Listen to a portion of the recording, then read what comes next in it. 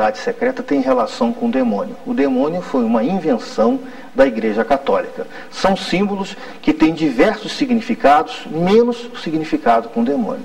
As igrejas demonizaram esses símbolos como uma forma de expurgar essas ordens secretas. 666 é um número designado na Bíblia como o número do anticristo. E aí eu posso contar para vocês milhares de teorias sobre esse número 666. A própria numerologia fala de diversas coisas, né? Que o Apocalipse diz que 666 é o número do anticristo.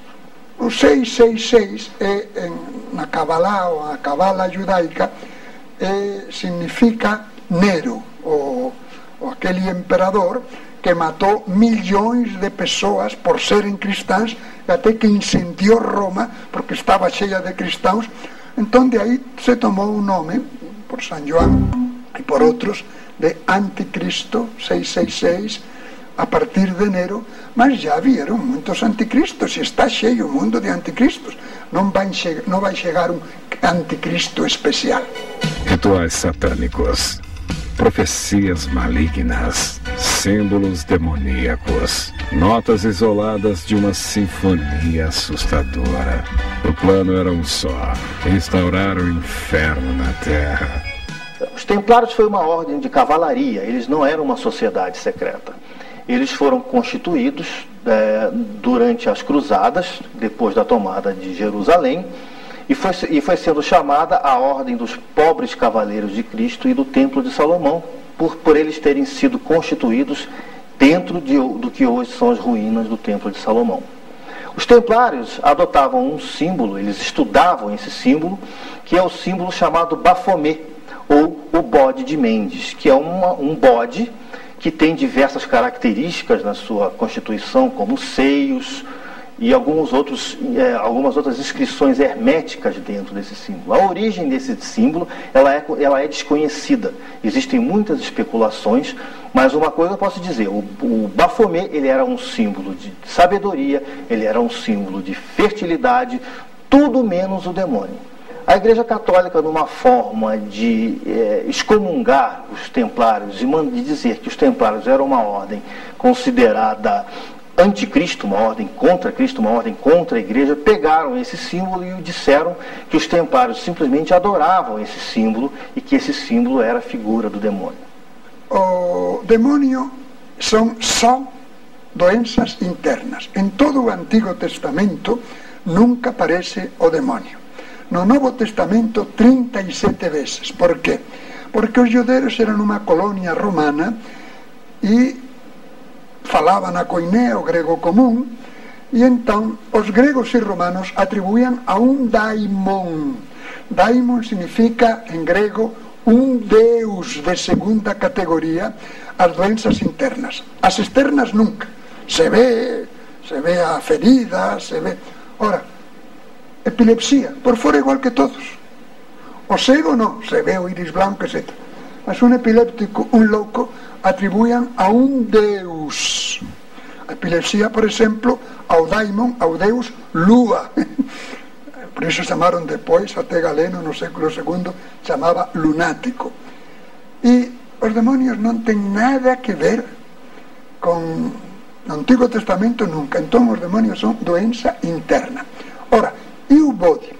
Naquela mentalidade supersticiosa como os Illuminati, que confundem tudo porque não sabem nada e não são capazes de entender alguma coisa científica, então o bode, com chifres e tal, que agradaria, o identificaram com o demônio, que não tem nada a ver, são doenças internas, não? Como também a cobra, pelo jeito com que se desliza, até a cobra do paraíso, que é uma metáfora, porque eram os cultos da fertilidade. Então, o que tem que ver o demônio com o bode? A ignorância dos Illuminati e mais nada.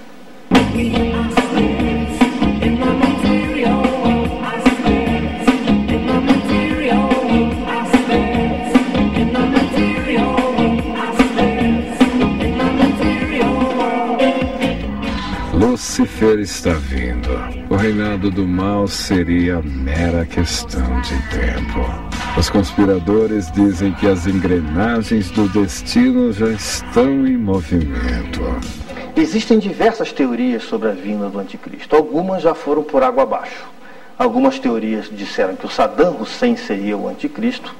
Algumas outras teorias dizendo que o George Bush seria o anticristo. E existem, se nós formos entrar na internet e procurar a palavra anticristo em qualquer outro buscador, virão milhares de verbetes. Na realidade, o meu pensamento, a minha convicção é que o anticristo não será nunca uma pessoa. Se o anticristo realmente existir, ele virá sob a forma de uma sociedade ou de um grupo de pessoas. Para alguns, o nazismo foi uma prova da maldade. Adolf Hitler seria um réptil em forma humana? Hitler, ele era um místico, ele era um esotérico que utilizou todo o conhecimento que ele detinha. Existem até alguns autores que dizem que ele pertencia a uma sociedade secreta chamada Sociedade de Thule, na Alemanha. E ele adotou diversos símbolos esotéricos, diversos símbolos mágicos como fonte de ganhar o poder. Alguns estudiosos, quando veem a postura de Hitler fazendo o discurso, notam nessa postura diversas gesticulações que denotam magia de controle de massas. Alguns dizem que a Sociedade de Thule, na Alemanha, ela teve uma origem no Oriente, de uma seita de religiosos, e que a origem dessa seita de religiosos era na raça ariana. Está aí o motivo de Hitler propagar a pureza da raça ariana. E alguns autores dizem que a raça ariana não era nada mais, nada menos que os reptilians, uma raça tida por alguns ufólogos como uma das raças que tem a vontade de dominar o planeta Terra. Os reptilians, eles fazem parte de 3 principais raças. Antes disso, eu gostaria de dizer que existem 2 tipos de estudiosos. Existem os ufólogos e os ufólatras. Os ufólogos são aqueles que estudam a ufologia como objeto de estudo. Os ufólatras são aqueles que adotam a ufologia como uma crença religiosa. Então, os ufólatras dizem que existe o ramo bom dos extraterrestres, que são aqueles loiros, bonitos, brancos, que vêm aqui ao planeta Terra para nos ajudar. Existe uma outra raça, que é justamente a raça dos reptilians, que são uma raça de répteis, que a intenção deles é vir aqui para o planeta Terra e dominar o planeta Terra através de miscigenação no nosso DNA. Existe também uma terceira raça, que são os cinzas. Os cinzas são aqueles extraterrestres famosos, mais conhecidos, que têm aquela cabeça em gota, e a função deles é justamente usar a humanidade como forma de estudo. Eles estão bem associados como aliados dos reptilianos. O Senhor das Trevas não viria sozinho. Seu apocalipse tem o apoio de seres extraterrestres. Alienígenas do planeta. O objetivo: escravizar a humanidade. A cobra, ele é um réptil. E os dinossauros, eles eram considerados répteis. Está aí a grande suposição de que, sendo os répteis uma raça bem mais antiga que a nossa raça, seja uma raça mais evoluída. Existe um autor chamado Jean-Paul Darouet que diz que os répteis, os reptilianos, estão dominando a nossa raça, não no DNA, mas espiritualmente. Não existe evidências que os reptilianos existem. Não existe. O que existe são suposições de que os reptilianos existem. É fácil afirmar bobagens sem provas. Que tem que haver planetas habitados, evidente, senão para que todo esse desperdício?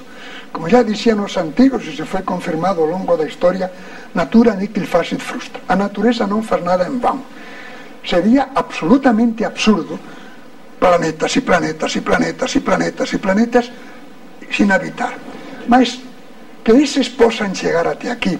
O planeta mais perto, ou melhor, o Sol, com seus planetas mais perto de nós, demora 7